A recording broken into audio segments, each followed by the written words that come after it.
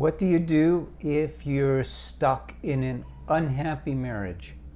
My name is Paul Friedman. I founded the Marriage Foundation, and hopefully I'm going to be able to give you some insight today that is going to give you guidance that is not just practical, but helps you move towards a state of happiness, because we get married in order to be happy. We don't get married to be stuck. We don't get married to suffer. And your spouse also had the same intention. When you got married, the height of your life, the wedding day, the party, all of the thrills of being newly married. And what happened? Why should you be stuck in an unhappy marriage? If you think about it, it really doesn't make any sense until you start seeing what I see. And here's what I see. The biggest problem is that people get married without realizing that it's just like anything else that you get that is new. If you buy a new house, you don't imagine that everything is going to just remain hunky-dory. You're going to have to trim the hedges, mow the lawn, wash the windows, sweep the floors. You have to do things. You don't just get a house and move in and everything is cool. And it's the same way with marriage. But people don't think about it in those terms. They think, okay, we're married. They don't have a list of to-dos. They don't even have an idea that anything has to be done. So what happens? Just like that house, or even if you get a car and you don't change the oil, things start deteriorating. And then you go, oh my God, I'm stuck with this car that won't even start. I'm stuck with this house that is a shambles. It's filthy in here, right? No, you don't do that in a house because you're keeping it clean. You know you have to. But the biggest problem is people get married and they don't realize that there's things they actually have to do. They have to maintain that marriage. But more than that, it's better than that if you're approaching it in the right way. Because marriage is something that begins when you get married, and it's living. And you got married to be happy. Let's keep that in mind. So what you should have been doing, think of it as a plant. You get a beautiful plant. Again, you don't not fertilize it. You don't feed it. You water it. You make sure it's getting the proper care and maintenance. And what does it do? It grows and it bears fruit. Marriage too. You feed it with what? You feed it with love. Isn't that obvious? What makes you happy is love. Why did you get married? Out of love. To be happy. But you didn't feed it. You didn't treat your spouse with the same level of respect, for instance, that when you were dating you did. Or with the support, the kind words, the acknowledgments, the special treats. You didn't do that. So your marriage deteriorated. Why am I talking about this in this way? Because I want you to recognize that you're not stuck in a marriage that somehow you ended up in. This is your marriage. Only two of you are in this marriage. How could you possibly get stuck in something that only two of you are responsible for? You make it sound, when you say that, like your spouse is this totally bad human being and it's not your fault. And how did I find myself in this position? And what do I do now? And so here we are. We're at the what do I do now place. Now look, in some cases, you aren't responsible. Very few though.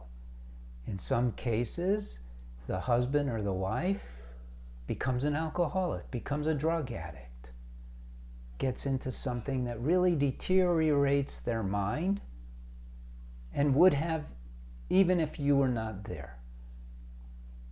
But chances are that's not your situation. Chances are the situation you're in is at least 50% self-created. So why don't we take a different approach? And instead of walking away from it or sticking it out because of the kids, usually that's what people mean when they say, I'm stuck. You can do something. Your marriage is still alive.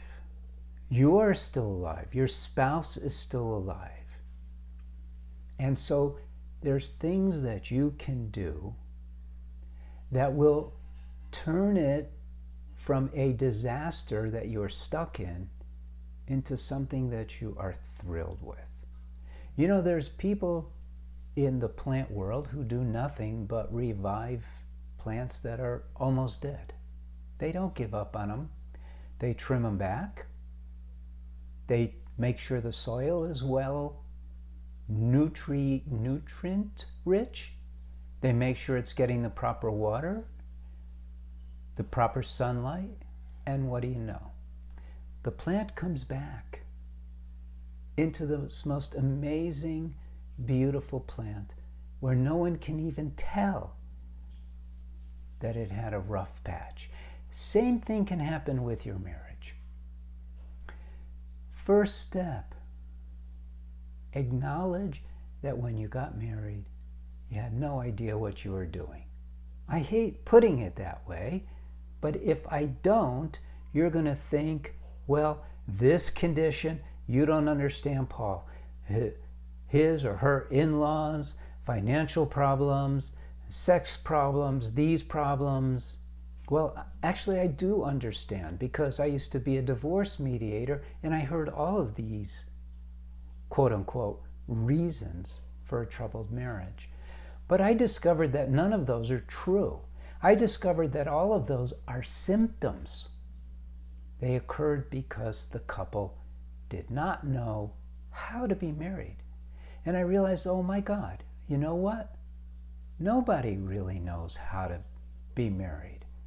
And when did I realize that? When I first started helping couples, and I won't get into that whole story, but I asked a very simple question. I asked, why do people get married?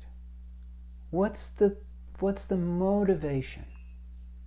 And the answer is because they want to be happy. Then I asked, well, what causes happiness? Love. Love. Okay then. So I reasoned in the beginning that all you need to do is avoid those things that undermine love. That's the first step. You got to stop putting the toxins into the marriage. But then you can be proactive. You can do things that actually brings love into the marriage. It's like the fertilizer for your marriage. It feeds the marriage. Because what's the nature of love? The nature of love is ever expanding, has no beginning and no end. You know, love, if you talk to some people who are overly trained, they'll go, well, love is an abstract thought. It's an emotion. No, it is not an emotion. It's not an emotion. And you know when you felt love? Do you remember at your wedding? Think back. There was this moment when this joy just came into your heart and filled your being. That's love. That's love. Almost everyone feels. The people who don't feel that are intoxicated, so it's confused. But pretty much everyone feels that when they get married. And you want to know something? When you go to a wedding, there is that moment when you feel it when someone else is getting married. It's a very spiritual thing. This is deep. Love. You can't touch it. You can't measure it. You can't see it. But boy, do you know it exists, right? You know it exists. Well, so we're going to take this little abstract idea of what love is, and we're going to go, well, how does that come into play? Yes, that's why I got married, right? I got married so I could experience love from my spouse, and I wanted it to grow and grow and grow. But you know what? They had the same desire. You didn't do your part. They didn't do their part. You ended up in this marriage of expectations. You expected from one another, and now you're stuck. I'm telling you, you could turn it around. So one of the things to understand is that marriage, by definition, is twofold. It is spiritual and it is practical, you might say. Because you're spiritual, but you live a practical life. So what you have to do is learn, and you're a blend. It's not like there's two sides. You're a blend. And so what you need to learn to do is efficiently and effectively infuse love and happiness into your marriage, and you watch what happens to that marriage. Now you may say, yeah, I can't do this alone. Nonsense. Nonsense. I develop processes for helping couples enjoy their marriage when their marriage is falling apart, to turn it around. And I have discovered that you don't have to both be involved in this. In fact, I stopped working with couples. I developed a system where I work with the man and or I work with the woman. And I teach one. Usually, sometimes both will take the course, their individual course. One is for men and one is for women. But generally, the one builds a bridge to the other. Think about it materially. Imagine that you're on one side of the river. There's someone on the other side of the river. You want to get together, but the other person is just not into building the bridge. And you do it yourself. Well, that bridge is going to continue all the way over to the other side if they never lift a finger.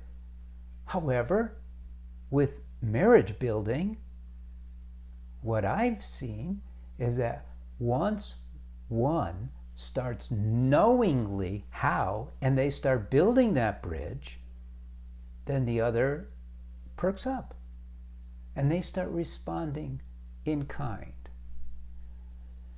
So you don't have to live in a terrible marriage. You don't have to get lessons for how do I put up with this marriage.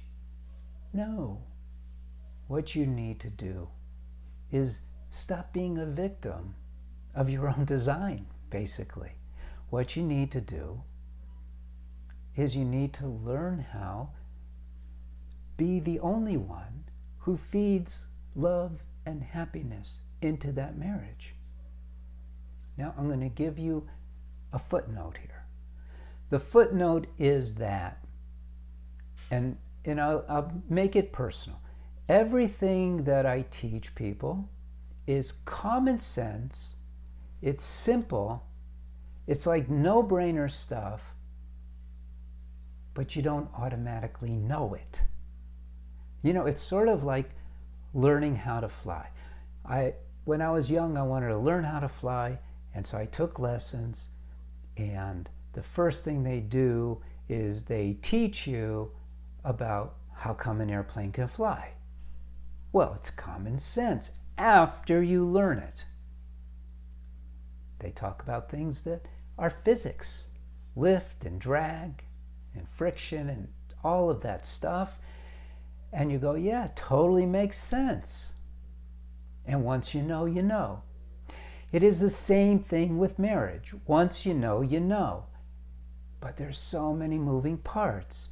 Well, I made it my business to learn it and then develop systems that ties everything together that will help you have an amazing marriage. And that's the efficient way to do it. Use the expertise of someone else. Now, my way is no frills. I'm a no-frill kind of guy. I go, look, I want something simple, straightforward, it totally makes sense, and it works. That's my thing. And so that's what I designed. And it does work. So don't try to do this on your own. Because there's a bit of trial and error involved in this. I mean, you have a great idea, and then you put it to the test, and for some reason it doesn't work. I'll give you a great case in point. With my first couple, I basically had a very simplistic approach. I said, okay, here's the do's, here's the don'ts. Very simple, right? The do's are things that you do in order to enhance the marriage. Feeding in the love, feeding in the positive happiness. Here's the things you don't do. For instance, you don't yell, you don't put down, you don't criticize. Great. Couple was like thrilled. Within a couple, 3 sessions, they were on cloud 9. And then a few weeks later, the husband came to me and said, Paul, man, everything that you have shown us is amazing. It's accurate. It's like so simple, but I'm not able to pull it off. Why not?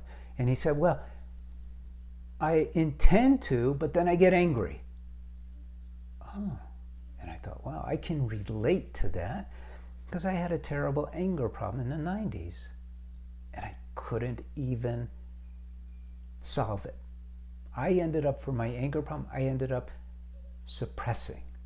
Ended up pushing down the anger, not letting it come out, which obviously is better than letting it out. These people who go, oh, you have to vent, they're crazy. I mean, if you're going to throw up in a bag and throw it away. Don't throw up on somebody else. So I said, let me think about this for a while. And I had to get into this whole other aspect of marriage that's a real aspect. And that aspect is the mind. Everyone's got one. But I realized these minds are controlling our whole lives. Well, what is it about the mind that's controlling your life? Your habits and your instincts. Gets pretty deep, fairly complicated, but I sorted it out. I needed to really understand the mind. And I'll tell you right now, psychotherapists, Freud, Jung, all these guys, they don't understand the mind. They made it too complicated. I narrowed it down. And my secret, why I was able to do it, and all these greats are not, is because I'm not afraid to go, I'm a soul. And so as a soul, I recognize something that they didn't want to buy into. And that is that as a soul, you have a mind and a body. It makes sense, right? Because everyone knows you have free will. But what good is free will if the mind has free will, but the mind is you? And how do you control yourself if you're the mind? It doesn't add up. But if the mind is not you, but it's something you possess, now you have the potential for free will. You can control the mind. And so I developed a system, I call it the SO technique, where you, the soul, gets to control the mind. What does that mean? It means controlling your habitual reactions, including anger, of course, understanding where they derive, understanding how it works. So I did a schematic of the mind. I lay it out so you could see this is what the mind is doing. This is why it controls us. There used to be a comedian way back in the old days. His name was Flip Wilson, and he'd come on stage and he'd go, "The devil made me do it." And everyone can relate to that. I didn't mean to do it, but my habits took over. My instincts took over, and this is how I behaved even though I knew better.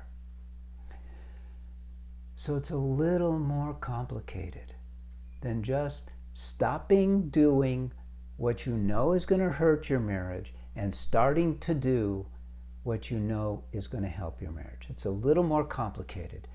So use the expertise that I have, and don't be stuck in your marriage. Turn your marriage around. You can do this. Honestly, anybody can do it, but you can't do it if you don't know how. I've gone long, and I apologize for taking up so much of your time, but hopefully this has given you the sense that you're not stuck, that you can change everything. You have that power to do so. And I want you to take advantage of the Marriage Foundation, which I founded.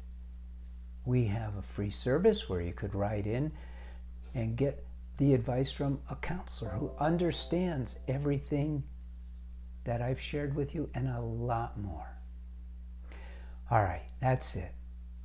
Don't be afraid to subscribe to this channel. There's a lot of good stuff that I've learned and I want to share it with you. Other than that, blessings to you. Blessings to your spouse and blessings to your family. You're not stuck. Don't give up. You can do this. It's much easier than you have imagined. All right. God bless.